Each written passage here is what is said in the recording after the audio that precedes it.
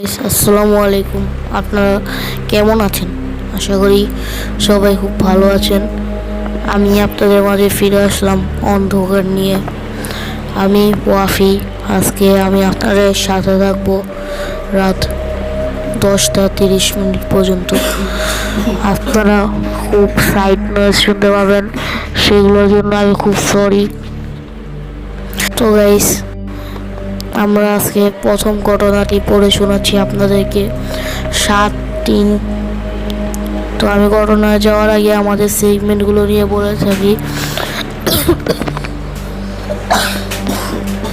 আজকে যেহেতু শান্ত হয়ে আসেনি, সেহেতু আমরা আজকে থার্ড সেগমেন্ট করব না, রিডিং সেগমেন্টটি আমি করব। আপনাদের সাথে থাকবো আমি রাত 10টা 30 মিনিট পর্যন্ত, ওয়াফি। তো আপনারা এইসব সাইড নয়েজ শুনতে পাবেন, সেগুলো আপনারা স্কিপ করে যাবেন। আমি সরাসরি চলে যাচ্ছি আমাদের ফার্স্ট সেগমেন্টের প্রথম ঘটনায়।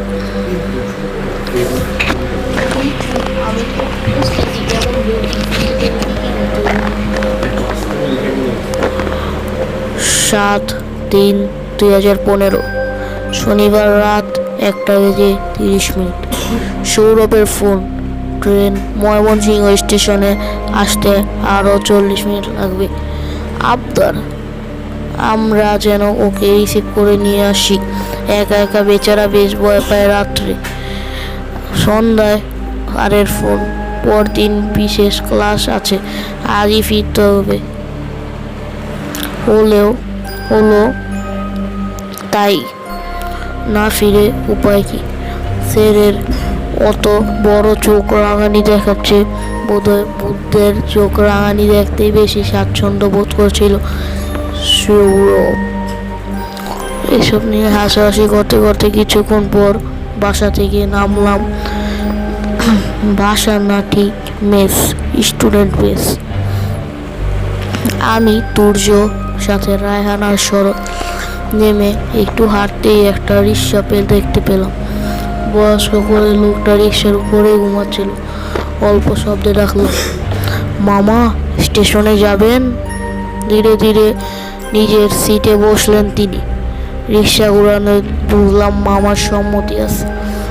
উঠে বসলাম। আমার উপরের দিকে রায়হান আর ডান পাশে শরৎ। আজ শহরটা ভীষণ অন্ধকার। হুমায়ুন আহমেদের উপন্যাসের মেয়েরা কান্নার পর মন খারাপ করে রাখলে অন্ধকার মুখে বসে থাকলে যেমনটা লাগে, ময়মনসিংহ শহরটা শেষ কদিন বিদ্যুতের ছিটে ফোটাও নেই। তবে মামা চলেছেন তার আপন গতিতে। 2015 এসেও রিক্সার লাইটের পরিবর্তে হারিকেন দেখে অদ্ভুত লাগলো যে যাগ্গে। রিক্সায় বসে বসে গল্প করছিলাম। আমরা নানা গল্পের সাথে বৃষ্টি ভেজা বাতাসে, নদীর তীর এসে চলা রাস্তা দিয়ে রিক্সা রাইড এক অন্যরকম অনুভূতি। মিনিট 20 পর পৌঁছলুম স্টেশনে। মামাকে কিছু সম্মানী দিয়ে এগোচ্ছি রেলওয়ে গেটের দিকে। 2 কদম ফেলতেই দেখি ফজরের আজান ভেসে আসলো কানে। পেছনে ফিরলাম, মামা নেই। কোনো রিক্সাও। ফোন দেখলাম সৌরভের 24টা মিস কল। তিনি লিখেছেন তানভীর আহমেদ তুর্য। আজকের জন্য আমরা আমাদের রিডিং সেগমেন্টটি শেষ করছি। আপনারা কিন্তু ইমেল পাঠাচ্ছেন না। ইমেল না পাঠালে আমি কীভাবে আপনাদের রিডিং সেগমেন্ট শোনাবো? আপনারা ইমেল পাঠাতে কি করবেন, পুরো ব্যাকগ্রাউন্ড জুড়ে কিন্তু আমি দিয়েছি অন্ধকার909@gmail.com, অথবা পাঠাতে পারেন imperialwafi@gmail.com। তো আমি আজকে আমাদের ফার্স্ট সেগমেন্টটি শেষ করছি। তো গাইস, ফার্স্ট সেগমেন্ট শেষ হয়নি। আজকে আমাদের শান্ত এসে পড়েছে। আপনাদের জন্য সুখবর, আপনারা আজকে আরেকটি ঘটনা শুনতে পারবেন। আমারও খুব ভালো লাগছে আজকে শান্ত ভাই এসে পড়েছেন। শান্ত ভাই, আপনি কি এসেছেন? না ভাই, আসিনি, শুয়ে আছি। ঠিক আছে, সত্য কথা বলুন। আপনি গ্যাস ঠান্ডা লেগে গেছে। আচ্ছা, আপনি কি আজকে কোনো ঘটনা শোনাবেন? কোনো সত্য ঘটনা আছে? হ্যাঁ, আমি একটা ঘটনা পড়ছি, আপনি দ্বিতীয় ঘটনা। আপনি একটা ভাই, তিনি তো আমাকে সরি বলেননি। মাহফুজের ঘটনাটা শোনাবো? এত বড় ঘটনা শোনাবেন আপনি? তা কি শোনাবো, আপনি বলুন। আপনি একটা ছোট ঘটনা বাছুন। আমাদের সময় বেশি নেই, আমাদের সময় রয়েছে আর মাত্র 10 মিনিট। এইটা একটা পেয়েছি আপনি আপনি 30 বছর আগে। আপনি এই ঘটনাটা শোনাবেন? হ্যাঁ, চলে আসুন। ঠিক আছে, আপনি আমাদের মাইকটা নিন আর কাশি অর করে আপনাদেরকে একটা কথা বলতে চাই। শান্ত ভাই, এত জ্বর মনে হয় 100 এমন ডিগ্রি জ্বর চলে এসেছে, কাশিও আছে, কিন্তু আপনারা তারা যে আমাদের স্টুডিওতে এসে উপস্থিত হয়েছে তার সম্মানই কিন্তু আপনাদের দিতে হবে। আপনারা একটা লাইক, একটা কমেন্ট, একটা শেয়ার করে দিবেন। আর তিনি যদি গল্প বলতে বলতে কেসে ফেলেন তাহলে আমাকে সরি, আমি আপনার কাছে আর বেশি ক্ষমা চেতে পারবো না, কারণ আজকে শান্ত ভাই খুব অসুস্থ। তো আমি এই মাইকটা সুইচ করতে চাচ্ছি তার কাছে। হ্যালো গাইস, আশা করি ভালো আছেন। তো শুরু করছি বেশি দেরি না করে। ঘটনাটা আজ থেকে প্রায় 32 বছর আগের। জায়গাটা চট্টগ্রামের দক্ষিণ পাশে, পাহাড়ি একটা গ্রাম, নাম হাড়িভাঙ্গা। তখন গ্রামের মধ্যে বিদ্যুৎ ছিল না। সন্ধ্যা নামলে কুয়াশা আর অন্ধকার একসাথে ঘিরে ফেলতো পুরো এলাকা। গল্পটা শুরু হয় রহিম কাকার বয়স যখন মাত্র 13 বছর। তবে সবে হাফিজি মাদ্রাসায় ভর্তি হয়েছেন। পরিবার তাকে জোর করে পাঠিয়েছে হোস্টেলে। একদিন বর্ষাকালীন সময়ে রহিম কাকা মাগরিবের নামাজ পড়ে ফিরছিলেন।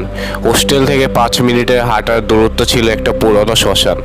যদিও সেটি হিন্দু শ্মশান ছিল, এলাকাবাসী বলতো ওখানে মাঝে মাঝে কিছু অদেখা ছায়া ঘোরা ফেরা করে।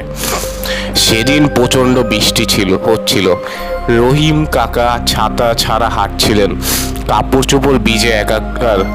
যখন শ্মশানের পাশে এসে পৌঁছান হঠাৎই টের পান যেন কেউ তার পেছনে পেছনে হাঁটছে। কাপা কাপা গলায় কালমা পরে পেছনে দাঁড়ান একটা অজগর সাপ দাঁড়িয়ে। সাপটা অদ্ভুতভাবে তার চোখের দিকে তাকিয়েছিল, যেন কোনো কিছু বলতে চাইছে। ভয় পেয়ে কাকা রাস্তা থেকে একটা কাঠ তুলে সাপটাকে ছুঁড়ে মারেন। সাপটা একটা কান্নার মতো আওয়াজ করে জোপের ভেতর মিলিয়ে যায়।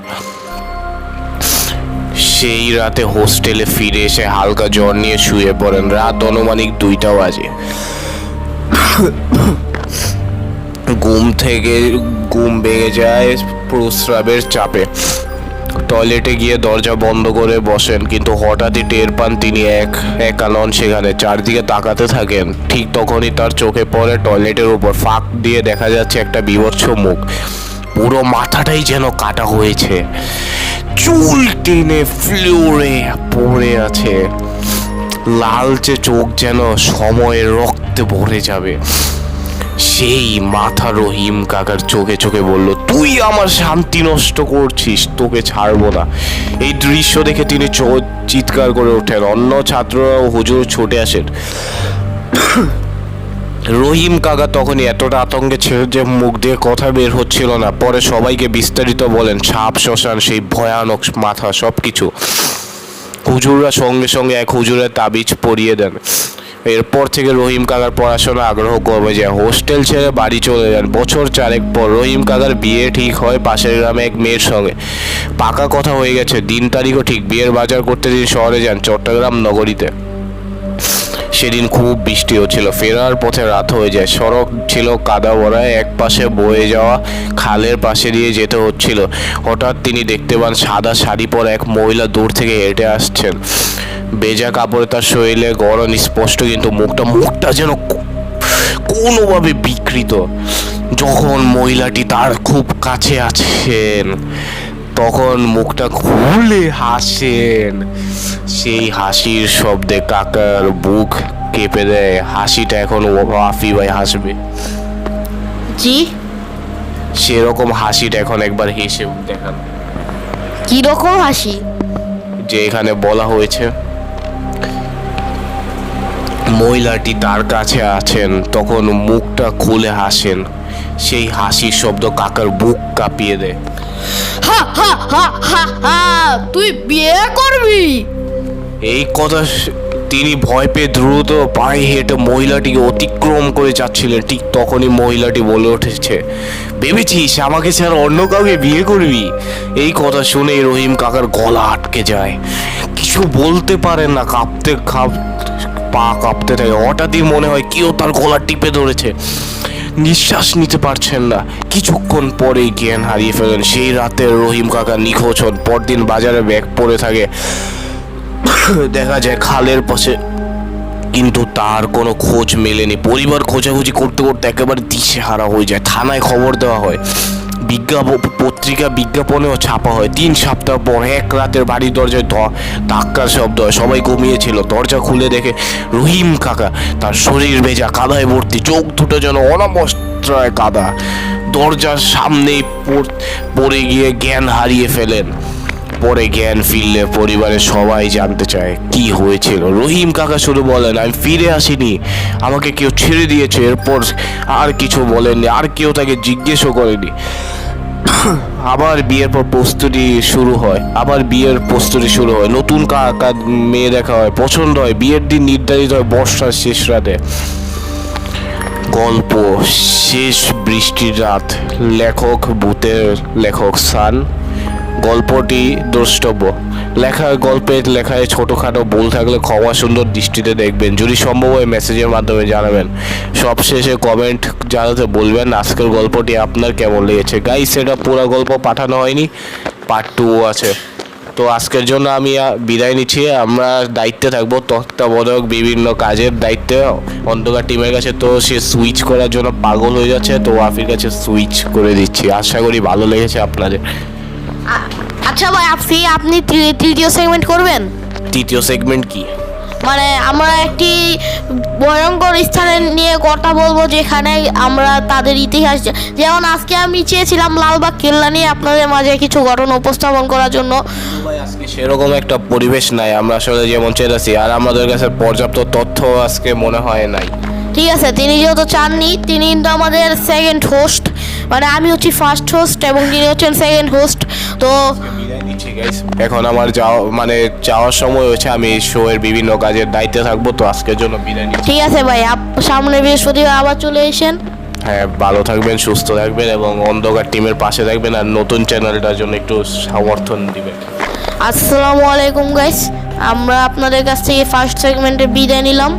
সবাই ভালো থাকবেন, সুস্থ থাকবেন। এতক্ষণ কষ্ট করে আমাদের করোনা পড়েছে আমাদের তালহা ভাই, তো সবাইকে বিদায় দিচ্ছি। চলে এসেছি আমাদের দ্বিতীয় সেগমেন্ট, লিসেনিং সেগমেন্টে। আমরা আজকে 94.4 জাগো FM থেকে প্রচারকৃত সরাসরি ঘটনাগুলো আপনাদেরকে শোনাবো। তো আপনারা তাহলে আজকে আমি ফটাফট শুরু করে দিচ্ছি, বেশি কথা না বলে আপনারা ঘটনাগুলো শুনুন। কথা আছে, আমরা তাকে খুঁজছি।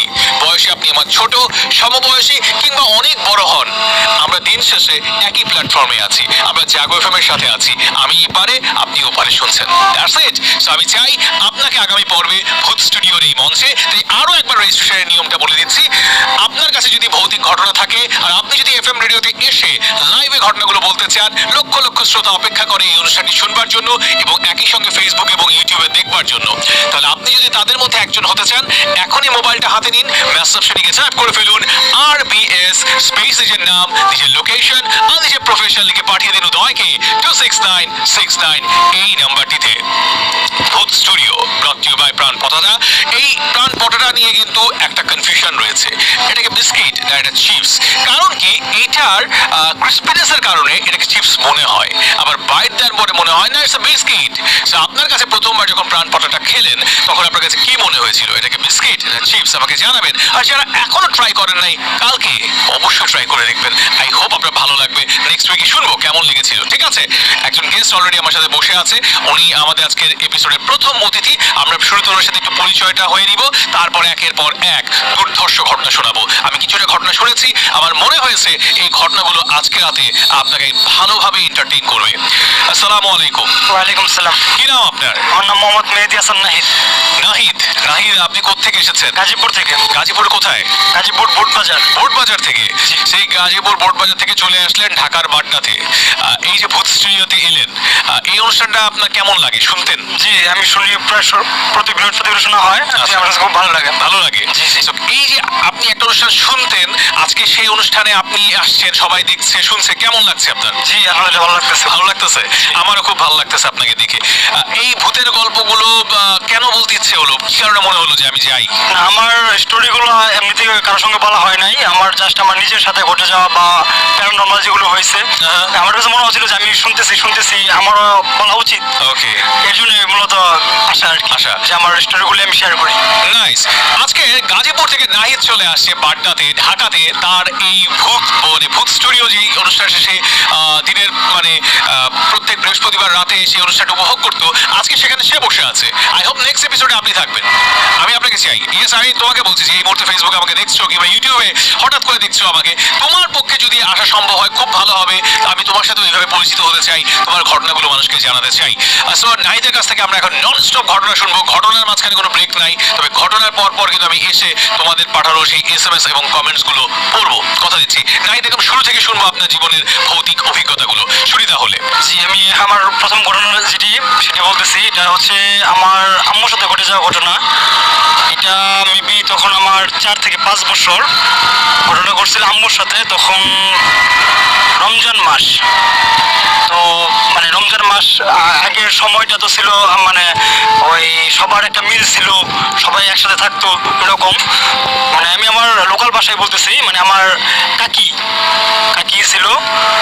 তো উনি আমার আম্মুর কাছ থেকে কি যেন একটা নিছিল। আমাদের বাড়ি থেকে আমার যে কাকির যে বাড়িটা প্রায় 1 মিনিটের রাস্তা। 1 মিনিটের রাস্তা। ওইটা আপনার হচ্ছে যে ওই যাওয়ার পথে মাঝখানটায় একটা আম গাছ ছিল, বেশ বড়। তো আপনার ওই যাওয়ার আম্মু তো যখন ওই রমজান মাস যেহেতু সেহরি রান্না করার জন্য করতে হইতো, 3টার দিকে বা 2টার দিকে রান্না করা হইতো। তখন ছিল শীতের সময়। তো ওই যে আম্মুর কাছ থেকে যে আমার কাকি কি একটা নিছিল, ওটা আম্মু খুলে করে বলে নাই যে কি নিছিল এরকম। ওইটা নিয়ে আসার জন্য আমার কাকি বাড়ির দিকে যাইতেছিল, রওনা হয়েছিল। তখন হয়তো 2টা বা 2টার প্লাস কিছু বাজে, হয়তো 2টা 20-25 এরকম হবে হয়তো। তো আম্মু যাওয়ার সময় আমার ওই বলতেছি, আমি বলে রাখা ভালো যে আমার ওই যে কাকির কাছ থেকে ওই কাকি জিনিসটা নিছিল, ওই কাকির একটা ছেলে ছিল, নাম ছিল ফারুক ভাই। ওটা ফারুক ভাই ওরা সবাই আমরা কেনা ভাই বলে ডাকতাম আর কি। তো উনি খুব একটু দুষ্ট প্রকৃতির ছিল। কে কাকি, কে ভাবি বা কে মা, এরকম বোন এরকম করতো না, সবার সঙ্গে ফ্রি ফান করতো সবসময়। তো সেই সুবাদে আম্মু যাইতেছিল ওই দিক দিয়ে যাওয়ার সময় আপনার হচ্ছে যে এই যে আম গাছটার কথা বলছি, ওই আম গাছটায় আম্মু যখন যাইতেছে দেখে যে আম গাছটায় কে যেন একটা সাদা শাড়ি পরা অবস্থায় আছে, নতুন বউ যেভাবে ঘুমটা দেয় ওরকম ভাবে ঘুমটা দেওয়া অবস্থায়, একটা পা গাছের সাথে হেলান দিয়া দাঁড়ায় রয়েছে, পিছনে হাত। আম্মু ভাবছে যে ওটা হয়তো ফারুক ভাই হবে, যে দুষ্টামি করতেছে এত রাত্রে, রমজান মাস তো অনেকেই বলে যে তখন শয়তান বা জিন থাকে না। তো সেই সুবাদে আম্মু ভাবতেছে যে হয়তো ফারুক ভাই হবে হয়তো। উনি আম্মুরে ভয় দেখানোর জন্য এভাবে ঘুমটা দিয়ে, সাদা কাপড় পরে ঘুমটা দিয়ে দাঁড়িয়ে আছে। তো আম্মু ডাকতেছে যে এই ফারুক, আমার এমনি ভয় দেখাইতেছেন, এরকম করে আম্মু কাছের দিকে যাইতেছে। ভাবছে যে হয়তো ফারুক ভাই আম্মুরও ভয় দেখাইতেছে, এর জন্য যাওয়া কাছে। তো আম্মু ফার্স্ট টাইম বুঝতে পারে নাই যে এটা আসলে ফারুক ভাই না, অন্য কিছু এরকম বা অন্য কেউ, বুঝতে পারে নাই। আম্মু জাস্ট মুখ দেখা যায় না, ভাবছে যে হয়তো ফারুক ভাই হবে হয়তো, এই জন্য আম্মু কাছে যাইতেছে যে ঘুমটা তুইলে দেখবে যে ফারুক ভাই দাঁড়ায় আছে। তো আম্মু যখন একবারে কাছে চলে গেছে গাছটার কাছে, যে গাছটা আম গাছটা দাঁড়ানো ছিল। তো আগে এখন হয়তো আমাদের বাড়ির পাশে বাড়ি হয়েছে, আগে বাড়ি ছিল না, প্রচুর বাজার ছিল, গাছের বাগান ছিল, মানে জায়গাটা অন্যরকম ছিল। এখন হয়তো কালের পরিবর্তনে অনেক বাড়িঘর হয়েছে, অনেকই হয়েছে, আগে এরকম ছিল না। তো পাশেই মানে আমাদের বাড়ির পাশেই জঙ্গলটা ছিল, আর জঙ্গলের সাথেই আম গাছ, রাস্তা, জঙ্গলের মাঝখান দিয়ে রাস্তা ছিল, ওই রাস্তাতেই। তো যাওয়ার পর মানে খুবই যখন একবারে কাছে চলে গেছে, যাওয়ার পরে মানে আম্মু যখন মানে কাপড়টা সরাবে এমন তো অবস্থায় মানে কি করতেছে, দেখতেছে যে মানে আম্মুর হাত মানে ধরার চেষ্টা করতেছে যে মানে কাপড়টা তুলতে দেবেন এরকম। এক পর্যায়ে যখন আম্মু দেখছে যে না, মানে যখন হাত বের করছে দেখে যে মানে এটা তো মানে একটা মানুষের হাত না, মানে অন্যরকম, মানে একদম গায়ে একদম পুরা পশমে মানে ছিল, মানে পশমের মতো ছিল হাতে, আর নখগুলো ছিল অস্বাভাবিক, মানে আঙ্গুলগুলো ছিল অস্বাভাবিক, হাত যেমন একটা মানুষের মতো না আর কি। তো এটা দেখার পরে আম্মু তো মানে একবারে মানে একটা চিৎকার দেওয়া ছিল, না দেওয়া সেন্সলেস হয়ে গেছে, যে কি হইল এটা, কি এটা তো ভরক না, সেন্সলেস হয়ে গেছে। তো তখন সবাই আসে, এক পর্যায়ে আসার পরে দেখে যে না, চিৎকার শুনে আসছে সবাই ছোটাছুটি করে, দেখে যে আম্মু শুয়ে রয়েছে মানে সেন্সলেস, অজ্ঞান অবস্থায় শুয়ে রয়েছে গাছের নিচে। তো প্রায় প্রায় 2-2.5 ঘন্টা পরে তো যাই হোক সবাই ওভাবেই সেহরি খাওয়া দাওয়া খাইলাম আমরা। তো আমি তো খাই নাই আর কি, আমার যারা ফ্যামিলিতে ছিল। তো খাওয়া দাওয়ার পরে আম্মু তার কিছু মনে নাই। তো পরবর্তীতে নাকি যে বলছিল যে ওই কবিরাজ নিয়ে আসার পরে যার ফুক দেওয়ার পরে বেশ কিছুদিন জ্বর ছিল গায়ে, মানে ভয় পাইছিল, ভয় পাওয়ার কারণে জ্বর গায়ে জ্বর থাকার পরে তো যাই হোক তেল পড়া বা কোনো অনেক কিছু দেওয়ার পরে যে মোটামুটি আলহামদুলিল্লাহ পরে সুস্থ হয়। সুস্থ হওয়ার পরে তো আম্মু পরে বলতেছে ফারুক ভাইরে যে ওটা কি আপনি ছিলেন কি না। তো ফারুক ভাই বলতেছে যে না, তো আমি তো তখন ঘুমেছিলাম, আমি ওই তো উঠি নাই। তারপরে কাকিরও জিজ্ঞেস করার পরে ওই কাকিও বলতেছে যে না, ওই তো ঘুমেছিল, ওই উঠে নাই, ঘুমের মধ্যে ছিল। আর তারপরে সবাই বুঝতে পারলো যে না, এটা আসলে স্বাভাবিক কিছু ছিল না, এটা অস্বাভাবিক কিছু একটা ছিল। এই ছিল আমার প্রথম স্টোরি। এখন আমি আমার দ্বিতীয় ঘটনা বলতেছি, সেটা আমার নিজের সাথে ঘটে যাওয়া। এটা আমি 2013 সালের ঘটনা। তো ওটা ছিল মানে কোরবানির ঈদ ছিল ওই সময়টা। ওইটাতে আপনার হচ্ছে যে তখন আমরা 3 ভাই। তো আমার যে বড় 2 ভাই, ওদের বেশি একটা মানে সম্মান করতাম, বাট ভয় পাইতাম না, মানে ওরকম আমার শাসন করতো না।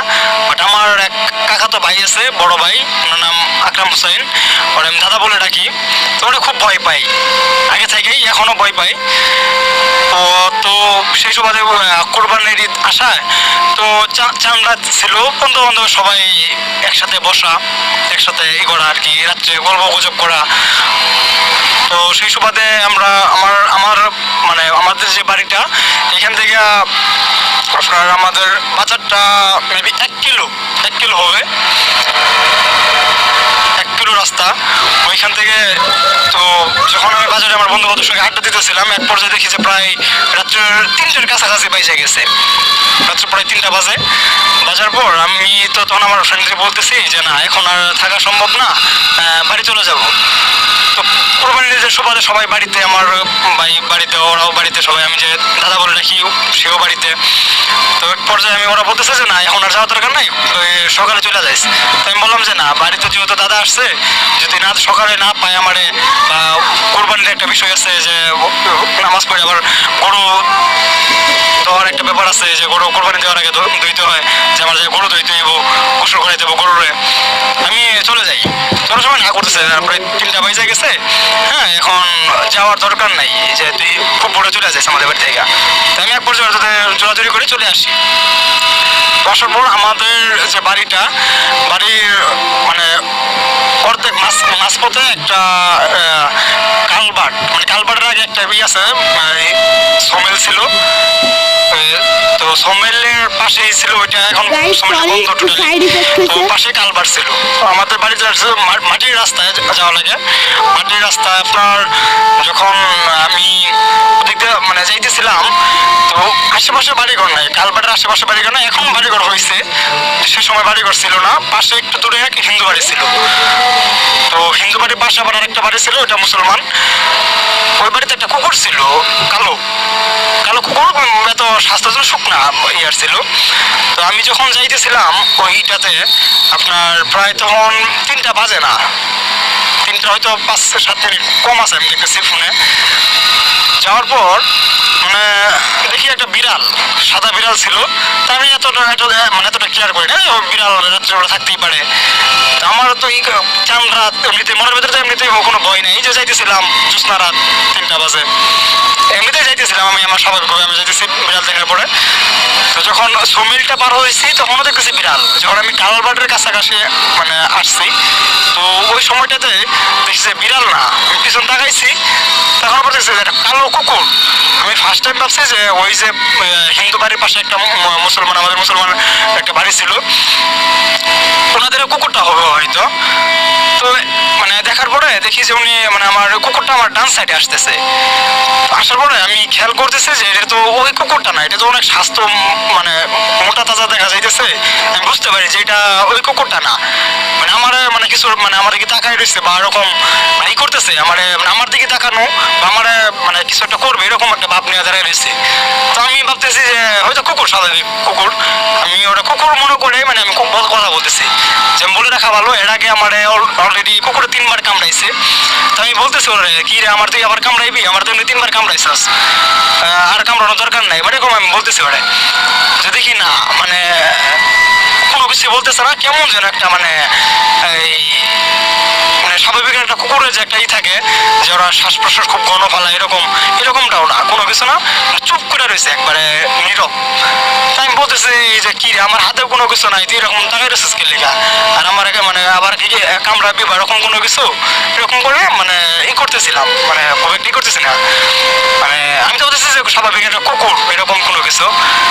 তো এক পর্যায়ে দেখি যে না, মানে আমি যখন মানে আমি এক কদম মানে পা বাড়াই, কুকুরটাও মানে এক কদম যাইতেছে মানে আমার সাথে সাথে এরকম ভাবে। তো যখন আমি টোটালি কালবাটের একদম প্রপারে চলে আসি কাছাকাছি, তখন দেখি যে না আমার মানে কামড়ানোর জন্য আসতেছে। তখন আমার পুরনো ট্রাউজার ছিল আর টি-শার্ট, এখন তো হয়তো শুকাই গেছে, তখন ওর স্বাস্থ্য খুব ভালো ছিল। তো আমি তো মানে স্বাভাবিক কুকুর ভাবছি, কুকুর ভাবে আমি ওর ঘাটটার ভিতর ধরছি, চাপ দেয়া, হাত দেয়া, ডান হাত দেয়া, মানে আমার কামড়ানোর আগে আমি মানে ওর কলার ভিতর তুলে রাখছি, মানে আমি চাইতেছি যে আমার কামড় না দেখ, না কামড়াক এরকম ভাবে। তো আমি এক পর্যায়ে দেখছি যে একটা কুকুরের যে শক্তি, আমি ওর সঙ্গে কোনোভাবে পারতেছি না। মানে স্বাভাবিক যে একটা কুকুর, আমি তো জানি যে মানুষের সঙ্গে তো পারা সম্ভব না, একটা কুকুরের কতটুকু শক্তি বা এরকম কোনো কিছু আমি মানে পারতেছি না ওর সঙ্গে এরকম। আমি তো বারবার বলতেছি যে না তুই তোর আর কামড়াই দিতে মনে, আমার অলরেডি 3বার কামড়াইছিস, আমি আর কামড়াই দিতে মনে, এরকম বলতেছি। আর আমি তো রাখছি না, আমার মানে কিরকম যেন মানে কালবাটের দিকে মানে ওই ই করতেছে, মানে নিচে যাওয়ার জন্য মানে একটু ই করতেছে, যে আমার এরকম ভাবে মানে গলার ভিতর ধরে পিছন দিকে যাইতেছে, যেন আমি কালবাটের নিচে যাই এরকম। আমি ভাবতেছি, আমি তো ওর বলতেছি কি রে তুই নিচে যাই দেখিল লেগা, আমার পারতেছিস না আমার সাথে নিচে যাই দেখিল লেগা, তোর রাস্তার ভিতরে ধরে রাখবো। আমি স্বাভাবিকভাবে আমরা বসা, তো দেখি যে না আমি পারতেছি না, আমার নিয়ে যাইতেছে। তো আমি ভাবছি যে আমার নিয়ে যা, তাও কামড়ে দিতে মনে, আমি তোরা দৌড়ছি গাড়ির ভিতরে ধরে রাখবো, কোনো ভিতরে কামড়ে দিতে মনে না। তো আমিও মানে এক পর্যায়ে মানে ই করতে করতে রাস্তার সাইডে নিচে পড়ে যাই। রাস্তা থেকে আপনার নিচে একটু ই ছিল, মানে পানি হয়ে গেছিল, কালবাটের নিচে পানি ছিল না, কিন্তু শুকনাই মোটামুটি মানে একটু কম পানি ছিল, অল্প পানি। তো এক পর্যায়ে আমি না পাইলাম কুকুরটার সাথে রাস্তা নিচে চলে যাই, মানে কালবাটের পাশে, কালবাটের নিচে যাই না, পাশে মানে ই হয়ে গেছে। যাওয়ার পরে মানে খুব ই করতেছে, আমি তো পুরো শরীর আমার অবস্থা খারাপ, মানে একবার পানি ঘাইমা ই হয়ে গেছি। তা আমি ভাবতেছি যে স্বাভাবিক কুকুর বা এরকম কোনো কিছু, যে হয়তো একটু হাফসায় গেলে হয়তো ছেড়ে দেবো এরকম কোনো কিছু, মানে ওর যে ভিতরে একটা মানে ওর যে মানে ক্লান্তি এটা আসেই নাই, আমি অলরেডি মানে নার্ভাস হয়ে গেছি, দুর্বল একবারে টোটালি, পাড়াপাড়ি করতে করতে প্রায় 4টা বাজে গেছে, 1টা ঘন্টা পর আমি ই করছি ওর সঙ্গে, মানে দস্তাদস্তি করতেছি। আমি তো দৌড়ছি যে আমি গাছ ছাড়বো না এরকম। আমি তো মানে আমি কোনো ভয় পাইতেছি না, জাস্ট আমি ভয় পাইতেছি একটাই যে আমার কামড় না, হয়তো কামড় দিবে এরকম কোনো কিছু, আমি জাস্ট এটাই ভয় পাইতেছি। আমি এটা অস্বাভাবিক কোনো কিছু আমি এটা মানে আমার মাথায় নাই, বা আমি এটার জন্য ভয় পাইতেছি না, আমি জাস্ট বুঝতেছি এটা কুকুর, যে আমার কামড় দিবে এরকম কোনো কিছু। আমি আর কামড় খাবো না, এরকম মানে একটা আমার যে আমার কামড় না দেখ, আমি হই আমার কামড় না দেখ। তো একবার যে অনেকক্ষণ বাড়াবাড়ি করার পরে দেখা গেছে যে আমার যে মানে বাজারে যে একটা মসজিদ ছিল, ওই মসজিদে মকবুল মুর্শিদের একটা হুজুর ছিল, উনি মারা গেছে বেশ কয়েক বছর আগে। তো আমাদের এলাকায় একটা ছিল, প্রচলন ছিল যে উনি যে আজানটা দিত সবার ফার্স্ট উনি আজান দিত ফজরের, মানে ওনার আগে আর কেউ আজান দিতে পারতো না বা দিত না, এরকম একটা ছিল। উনি সর্বপ্রথম আজান দিত। তো সবাই এরকম ছিল যে মানে যদি কেউ যাইতো খুব ভোরে, মানে এরকম বলতো যে এই মকবুল মুর্শিদ যখন আজান দিব তখন চলে আসিস, মানে এরকম একটা ছিল।